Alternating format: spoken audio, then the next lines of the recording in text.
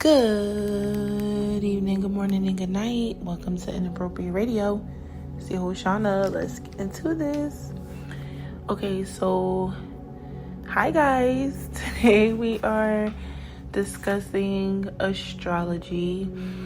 And as discussed, we are going to be using the different systems of astrology to further understand our zodiac placements, how to interpret our birth charts, and how to determine what these things even imply about us, right?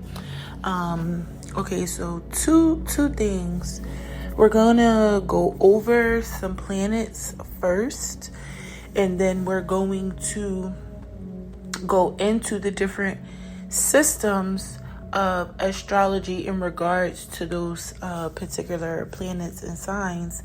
And I would like to first note that not every system of astrology is going to use zodiac signs, but all of them are going to be making some sort of reference to planetary constellations or something that is going to involve you having some type of knowledge about the cosmos, right? So I just want to make that distinction. Of course, we're here in the Northeast corridor of America. Obviously, Western astrology is something that we would refer to as our main source of astrology, unless you come from a multi-layered culture. So if you're like American Chinese, if you're Indian American, if you know other systems, you are more likely intertwined with another culture, right? So because we're in Taurus season, and because we have started to talk about the different planetary alignments and placements, if you will, I thought it would just only make sense to go over these particular planets. Now, remember, we're in Taurus season, so that would mean that right now the sun is actually in Taurus. So and remember, guys, you can always Google this. You can actually Google how to come up with the degrees for the decan, as far as the planets and how they're moving and where they're going, where they're coming from and where they're going next, and what it means for them to be exactly where they are at that moment. Now, remember, we initially came into this segment discussing health, how it relates to our birth charts and what that means for our bloodline. Now, we have 4 signs that we have researched and came up with as far as the signs that affect our health. We have discussed how these planets are considered to be bad planets, and each of the 4 of these planets have each of the 4 of these signs have planets that are assigned to them, that are attached to them, and each of those planets come with a particular energy. Now, I'm not sure if you guys have been following or if you recall, but we came up with 4 zodiac signs, which were Taurus, Scorpio, Pisces, and Virgo, and we discovered that these were 2 elements that cannot exist. A life cannot be sustained without them, which is water and earth. Taurus and Virgo is earth, Scorpio and Pisces is water. So now when you look at these planets, when you look at these signs, you want to consider the planets and think about what those planets mean and how they affect you and what they mean in your birth chart. So Taurus is ruled by Venus, Scorpio is ruled by Pluto and Mars, Pisces is ruled by Neptune and Jupiter, and Virgo is ruled by Mercury. Now, we're going to go into Taurus first because we're in Taurus season, right? And it's higher up on the wheel. It's actually the second house. Remember, when you want to count the houses, you start at Aries. Aries is house 1, and Pisces is house 12, and everything else is in between. If you are naming the order correctly, then you'll be able to easily come up with the house.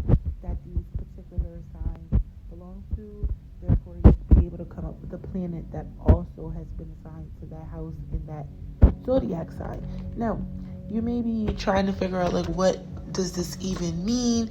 Now, as far as Vedic is concerned, the interpretation of Venus being in the sun position, because remember, your sun, if you are born in Taurus season, then your sun sign is that of a Taurus. So that means that currently, if I were to pull up your birth chart, I would see that your sun sign is Venus. Therefore, the sun is transiting in the sun's position or near the position of the sun. If I were to look up your birth chart, right? That would be the first thing. Now, what makes this important is multiple things. First, let's just point out the fact of the physical location and position of Venus, right? Because this planet transits when we're in this season with all of the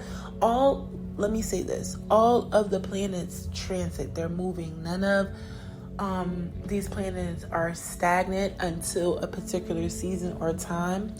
I know that a lot of these planets, they do sometimes sit in one place for long periods of time, depending on the cycle that we're in. We're going to get into that later, but I just wanted to go over this because it'll make more sense and it'll be easier to interpret the charts for all of the systems of astrology once we go over this, because we're going to have a better understanding of the planets. Now, Venus is said to be the second planet from the sun, and it's actually in between the sun and Earth, and it's closest to Earth. It's so when you think about this, right, you have to consider what these planets represent, where they come from, where they're going, and what exactly are they doing. Now, imagine your ancestors coming from a planet like Venus, or you having energy being transited down to you from this particular planet. How is that possible? If you are born with these things, this particular planet, Venus in particular, then you're going to be able to see how Venus affects you, especially during certain eras, during certain cycles, during certain years. And that is where the other systems like Chinese astrology comes in, because remember, Chinese astrology pays more attention to the lunar calendar, whereas Western astrology is focusing more on that time period, that particular season for that time. And once the sun and the moon and the planets start to phase and transition, then we start to shift the focus, right, depending on where these things are moving and how they're affecting us. So Venus is the planet, and remember, these planets have gases on them, they have stars on them, they have different elements that allow certain types of organisms to exist and dwell there. So it's really important to consider all of those things, right? So when we get to, okay, so I'll use this as an example. If I were to pull up your birth chart, right, I would say that Venus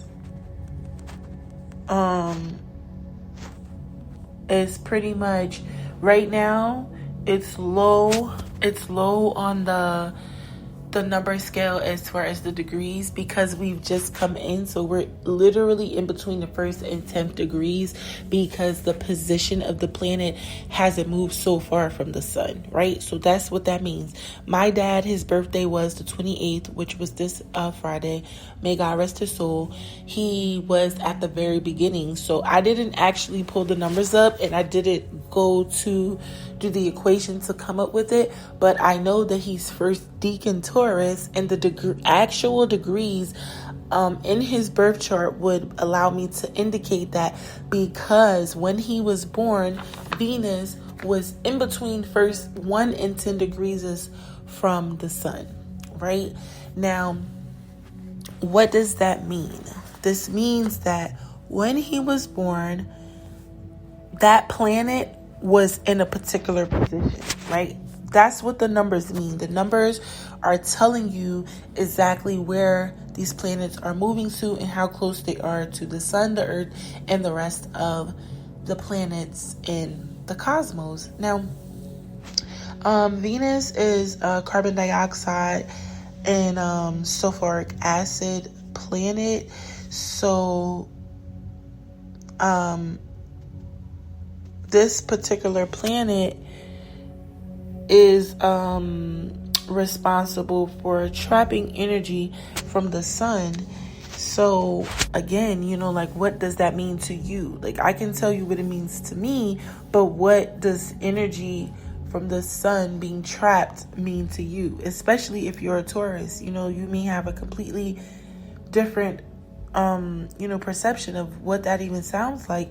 And I would like to add that there's no oxygen on Venus. So it would make sense for people to have different sicknesses and ailments and conditions where oxygen is important or needed because they come from a planet, or the energy that they possess comes from a planet with no oxygen. So that's pretty much how you can start coming up with personality types. So I'll give you another example, right? Venus is the love planet, right? How you show affection, your tangible or earthly materials like money, luxury, and things like that. Now think of every Taurus you know. Of course, the degree or their deacon is gonna vary. Of course, their moon, their sun, and their rising, and their actual Venus is going to, and their descending is going to affect how Venus is affecting them in this dimension. But just consider this for a second.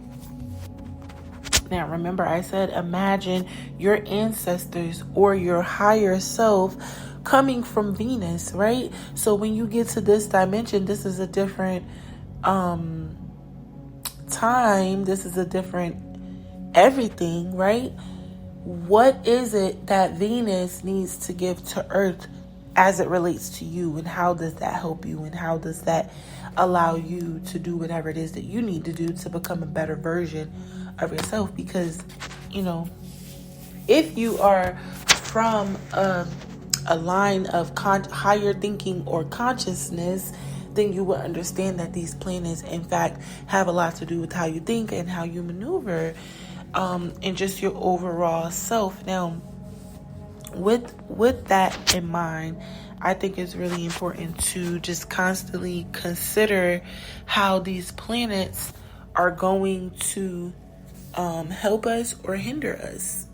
So yeah, that's where the Vedic comes in. The Vedic allows astrologers and researchers and scholars use your birth information to determine what career you should be in, what type of health issues you may run into in your lifetime here, and so on and so forth. Now, let's just say someone has a Taurus sun.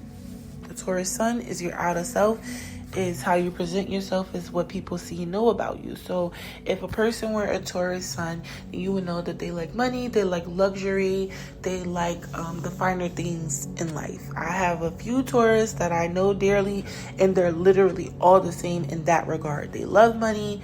I mean, this is the Taurus sun, and actually 2 of those people have the same birthday, different year, different location. So of course, and when I say different location, I mean different place of birth. So yeah, that is where they differ, but their sun signs are still connected to Venus, which that energy is representative of luxury, and it manifests down here. That's the energy that they're walking into Earth with. And it makes sense because with Venus being so close to Earth, it might be a little bit easier for those manifestations to come down. And it also makes sense for this planet to be the planet of materials, material wealth and tangible things. So yeah, I just wanted to go into that. Tomorrow I'm gonna move a little bit faster because I don't want to drag this segment out, because we're going to be using this information for something different, and I don't want to get too far where people are forgetting what we're discussing, right? I want this stuff to still be fresh in people's mind. But yeah, I'm gonna go ahead and end this. I hope your weekend went well. I hope you are resting, drinking your water, eating your fruit, minding your business, sipping on your tea because it's free. Okay, I love y'all. I hope your week is gonna go well, and yeah, I'm out. Peace.